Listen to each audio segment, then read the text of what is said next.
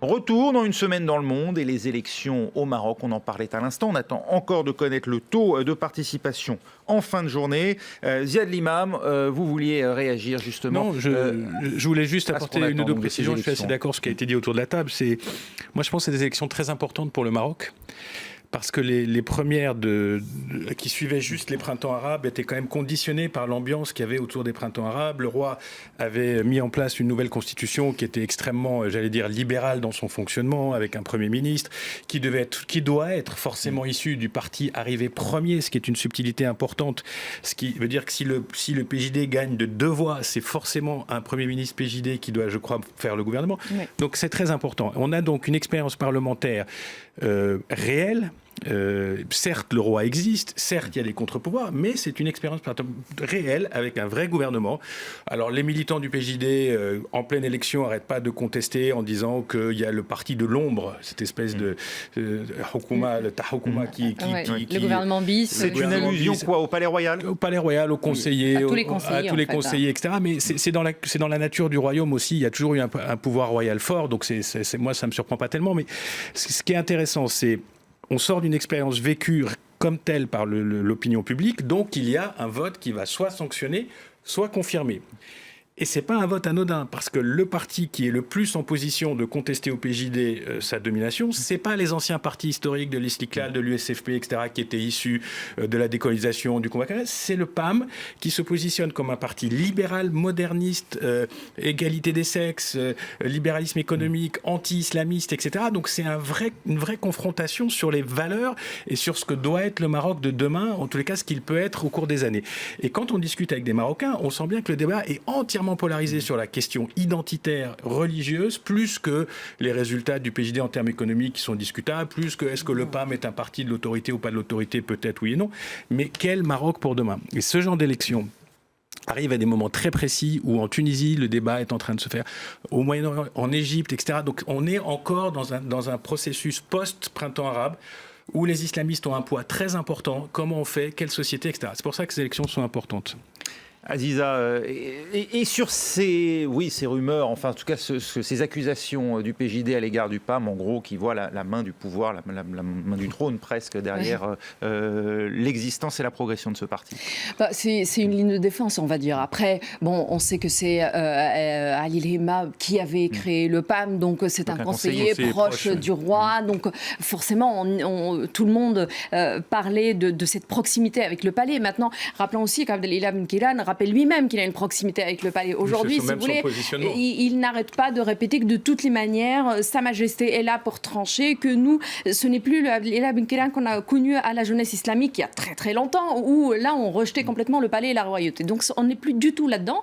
Le palais lui-même essaye de montrer qu'il est plutôt le garant d'une stabilité, qu'on reste un peu en dehors du process et qu'on va essayer de voir. Ce qu'il ne faut pas oublier, et la réalité du terrain est celle-ci, c'est que le PAM a mené une très très bonne campagne. Ils ont compris depuis très longtemps, et même déjà en 2011, on avait vu de plus en plus de femmes, de plus en plus de jeunes, têtes de liste, alors que le premier gouvernement Ben Kilan ne comptait qu'une seule femme, Bassima Hakaoui, qui est quelle femme, puisque c'est celle qui avait dit à l'époque que la jeune fille qui s'était tuée parce qu'elle avait été violée, qu'on voulait l'obliger de se marier avec son violeur, finalement était amoureuse de lui. Bon, voilà. Donc aujourd'hui, la question des femmes et des jeunes se pose très réellement, et le PAM l'a compris. Le PAM aussi joue de plus en plus dans la cour des grands, dans le sens où il parle, il présente un programme, il parle d'enseignement, il parle des couches sociales vulnérables. Le problème qui s'est posé pour le PJD, qui a énormément gagné en 2011, c'est qu'ils sont arrivés dans un moment d'une conjoncture économique très difficile. Oui. Donc forcément, à l'époque, moi j'avais parlé à énormément d'électeurs au Maroc qui avaient voté pour le PJD et qui disaient écoutez, on n'a plus confiance en les autres, les Istiklal, l'USFP, etc., on oublie. Ceux-là, ils ont peur de Dieu, alors peut-être qu'ils vont être un peu moins corrompus. Bon, ça marche une fois. La deuxième fois, on regarde un peu aussi l'impact sur la poche des gens. N'oublions pas qu'ils ont essayé d'enlever, dernièrement, ils continuent d'ailleurs d'enlever les subventions de l'État concernant la farine, le butal, le gaz, etc. Donc là, ça touche les gens dans leur poche. Du coup, ils se posent très sérieusement la question. Ils sont beaucoup moins confiants aujourd'hui qu'en 2011. Mais l'accapaïsation du PJD est une vraie question. Est-ce qu'on a affaire à des gens qui sont sincères dans leur démarche, qui consiste à dire nous, on collabore avec les pouvoirs du Maroc, que ce soit la monarchie, que ce soit les régions, que ce soit ceci, que ce soit cela. Et on reste dans les limites définies par la Constitution. Mais où est-ce qu'on a des gens qui sont en fait dans une démarche d'entrisme progressif, dans une structure telle qu'elle est aujourd'hui pour prendre de plus en plus de pouvoir. Comme l'AKP. Il y a comme l'AKP. Et deuxièmement, il y a une filiation avec les frères musulmans qui est comparable. Non, mais c'est très compliqué l'histoire des islamistes marocains parce qu'il y a deux écoles. Et deuxièmement, et sans choquer les Marocains, il y a quand même une islamisation rampante dans la vie quotidienne. Et on est obligé de le dire. Ça a toujours été un peu le cas au Maroc parce qu'il y a cette tradition de culture religieuse qui fait partie de la monarchie, mais dans le quotidien, dans la vie quotidienne, dans l'espace public, etc., il y a quand même une pression. Et donc c'est pour ça que ces élections ont un sens, parce que si le message de l'opinion c'est stop, on réfléchit, on voit vers quoi, vers un autre modèle ou pas, et si le message de l'opinion c'est on appuie, ça sera important. Juste en deux mots, je rappelle juste que dans ce contexte-là, il était très important d'écouter le discours du 20 août du roi, où là, il s'est vraiment posé en rappelant que c'était lui le commandeur des croyants, que c'est lui le référent religieux, et en allant bien évidemment contre le terrorisme et la radicalisation, que ce soit au Maroc, mais en dehors des frontières marocaines. C'est un rempart efficace contre toute radicalisation du Maroc. Ça marche très bien au Maroc pour le moment. N'oublions pas qu'il se présente aussi comme descendant du prophète, donc pour les couches sociales marocaines. Et oui, donc du coup, c'est une légitimité que n'aura pas n'importe qui se présenterait pour parler au nom de l'islam. Et ça marche chez les Marocains, ça marche. Alors, on a appris néanmoins l'arrestation d'une dizaine de femmes, mineures pour la plupart, qui auraient préparé des attentats à l'occasion de ces élections législatives. Elles auraient prêté allégeance au groupe État islamique. Certaines se seraient mariées également par Internet. Finalement, un phénomène assez comparable à ce qu'on observe ici même en France. Est-ce le signe que le PJD n'a pas su canaliser non plus les attentes et les frustrations d'une partie de cette jeunesse? Non, mais il y a dans tout le monde arabe, l'islamisme n'est pas une force monolithique. On en a parlé 50 fois sur ce plateau. Il y a des islamistes que j'allais dire modernistes, si ça existe, qui pensent qu'il y a un espèce de compromis possible entre l'évolution démocratique, leurs idées, etc. Ce qui s'est passé peut-être d'une certaine manière. Et après, il y a dans l'islamisme radical, il n'y a pas de raison qu'il n'y ait pas de gens État islamique au Maroc, en Tunisie, en Algérie, partout dans le monde arabe. Mais ça ne veut pas dire qu'ils sont les représentants d'un courant majoritaire. Au contraire, moi je pense que ce qui est majoritaire dans tous ces pays, et ça s'accroche à l'islamisme, c'est le conservatisme social. Le conservatisme social, les gens sont conservateurs. Ils veulent une éducation comme ça, ils veulent une maison comme ça, ils veulent des écoles qui parlent comme ça, ils se sentent agressés par un monde extérieur qui les bouscule, qui vient mettre en cause des dizaines et des centaines d'années de fonctionnement. Donc ça, le conservatisme social, c'est très puissant. Mais la violence et le terrorisme, c'est pas quelque chose de présent de manière différente ici qu'ailleurs, que là-bas. Enfin, je ne sais pas si tu es d'accord. Si. Conservatisme social qu'on observe aussi dans les pays occidentaux aujourd'hui et qui se développe sous des formes très diverses et notamment en Europe. C'est l'enfer sur Terre, un nouveau Srebrenica, une ville bientôt rayée de la carte, vous l'aurez compris, on parle de la Syrie où l'ONU empile ces derniers temps les superlatifs et n'a pas de mots assez forts pour décrire la situation, notamment à Alep où la partie est de la ville est sous le feu de bombardements ininterrompus de l'armée syrienne et de ses alliés russes. Dernier coup de semonce, c'est John Kerry qui, au nom des Américains, réclame une enquête pour crimes de guerre. Écoutez.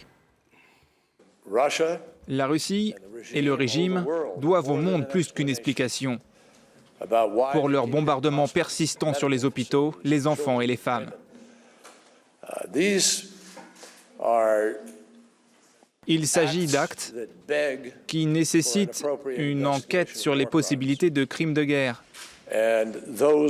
Et les auteurs de ces crimes doivent être reconnus coupables pour leurs actions. Marc Semo, les Américains donnaient le sentiment d'avoir un peu jeté l'éponge après la rupture des discussions avec les Russes. Et là, on a ce coup de semonce. Faut prendre ça au sérieux ou c'est simplement des mots? Ce sont des mots, mais mieux tard déjà que jamais. Le problème de John Kerry, c'est qu'il a des mois, tout ce processus qui avait été lancé il y a à peu près un an après que les Russes soient intervenus directement en Syrie, à la fois avec l'aviation et des troupes au sol. Donc il y a eu un processus qui a été lancé à Vienne, qui devait aboutir à un cessez-le-feu, à des aides humanitaires, au lancement d'un processus politique. John Kerry s'y accrochait. Il n'a pas arrêté de vouloir croire dans la bonne foi, dans la bonne volonté de Sergueï Lavrov. Il a fini par comprendre que ce qui s'est passé depuis un an en Syrie a été pour les Russes le moyen de réellement changer la donne sur le terrain, de sauver le régime. Parce que ce qu'il faut voir... On parle de frottement, entre le secrétaire d'État et le Pentagone. Est-ce qu'il y a une ligne américaine claire? Non, mais le problème de fond, c'est que les Russes interviennent sciemment et s'assument comme partie au conflit en Syrie avec la volonté de sauver le régime. Et de constituer la Syrie utile la plus grande possible, alors que les Occidentaux, et les Américains aussi, sont là pour lutter contre l'État islamique et ont une vision quand même assez confuse de ce qu'ils veulent. Alors ensuite, il y a des frictions au sein de l'administration américaine, notamment il y en a eu après le dernier accord, qui était celui le 9 septembre à Genève, où le Pentagone n'était pas très pour, si l'accord marchait, une coopération militaire avec les Russes. Mais au-delà de ça, et ce qui est terrible, c'est que nous payons maintenant les conséquences de l'inconséquence de Barack Obama, qui, à l'été 2013, au moment où le régime avait utilisé les armes chimiques, qui était la ligne rouge dite par Obama, n'avait rien fait. Aujourd'hui, il est trop tard pour faire quoi que ce soit. Le ciel syrien est verrouillé par le système de défense russe, donc il est hors de question, à moins de déclencher une quasi-guerre mondiale, pour les Américains de faire des frappes aériennes.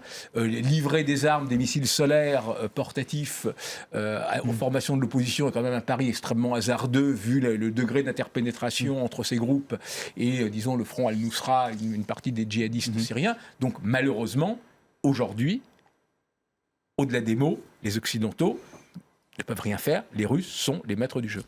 Les Russes et les Syriens ont une stratégie claire et efficace, à défaut de s'embarrasser, on l'a bien compris, de considération morale. Ce n'est évidemment pas le cas des Occidentaux. Faut-il blâmer pour autant les Américains et les Français jusqu'à présent d'avoir échoué, Aziza Neytsilor ?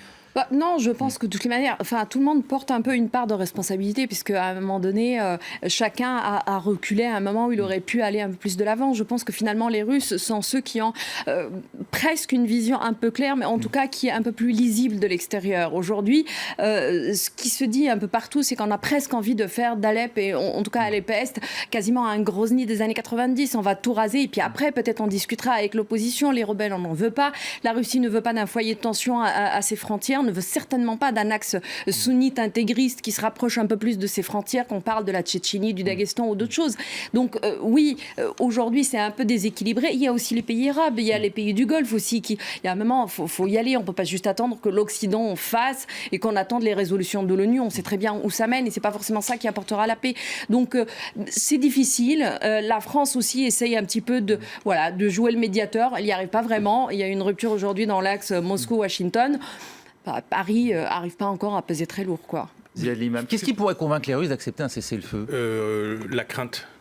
Ça va pas être facile. Oui. Donc, la crainte de qui ? Je ne minorerai pas l'anxiété que peut créer des poursuites pour crimes de guerre, crimes contre l'humanité, qui sont des trucs très très ennuyeux qu'on trimballe pendant 10 ou 15 ans, qui vous empêchent de bouger, de faire des affaires, etc. Ça peut jouer un petit peu, mais sur l'Ukraine, on a vu que c'était pas terrible, mais bon, je pense que c'est quand même un point. La deuxième chose, c'est qu'on peut pas analyser tout ça sans comprendre l'arrière-fond russe. Parce qu'on parle de la Syrie, mais on a oublié l'Ukraine, où il y a un foyer de tension permanent qui n'a pas changé et où on a découpé un pays, annexé une partie au vu de tout le monde et tout le monde a laissé faire. On a vu aujourd'hui circuler des informations, on en parlait hors plateau, sur le fait que les Russes essayent de réarmer avec des missiles extrêmement sophistiqués une base Tartous, à Kaliningrad, dans la petite enclave qui est quand même là, on est à 1000 pieds, excusez-moi, en plein territoire OTAN pratiquement, etc. Au milieu de l'Union européenne. Oui, et au milieu de l'Union européenne. Donc il y a au fond de tout ça une volonté assumée, explicitée, que de dire la Russie est un pouvoir qui, par ailleurs, parce que Poutine envoie tout le temps ce message, vous nous avez humiliés, vous avez porté les frontières de l'OTAN à nos portes quand on n'avait rien à dire et qu'on ne pouvait pas se défendre, vous tatati tatati tatata, et vous espérez que dans ces conditions on se comporte comme, j'allais dire, un État normal. Non, nous sommes en mode défense et en mode d'assumer notre puissance, etc. Alors évidemment, il y a toute la partie démocratie, développement, économie, droits de l'homme, sociétal à la russe, on n'entend plus parler de tout ça, on ne sait pas ce qui se passe.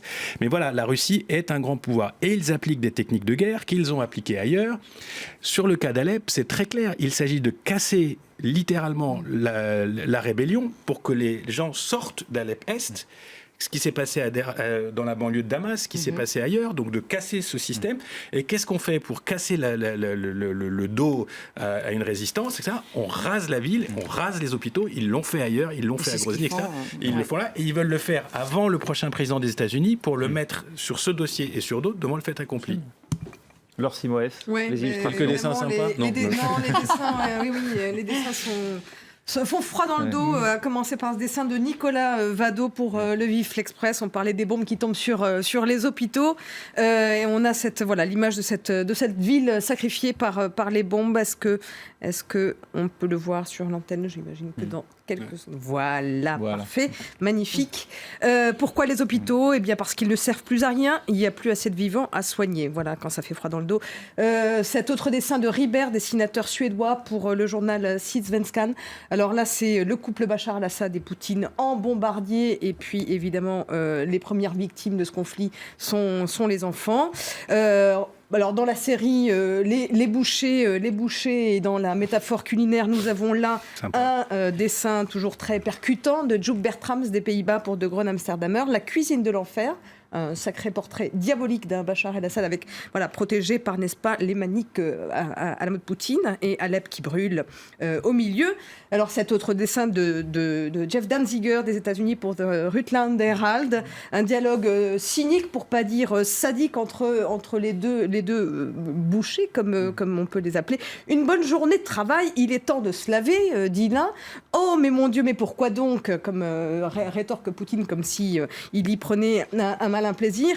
Cet autre dessin qui montre les choses un petit peu sous un autre angle de Pat Bagley, un dessinateur aussi américain pour The Salt Lake Tribune, qui montre, on va voir si effectivement cette enquête de crimes de guerre que Kerry réclame aujourd'hui va changer la donne, mais jusqu'à présent les impasses diplomatiques et puis l'impuissance des États-Unis, on avait l'impression qu'ils avaient un petit peu abdiqué, et là on a ce fonctionnaire qui devant ce chaos sans nom interpelle Obama en lui demandant de ne pas rester là sans rien faire et de faire quelque chose, d'intervenir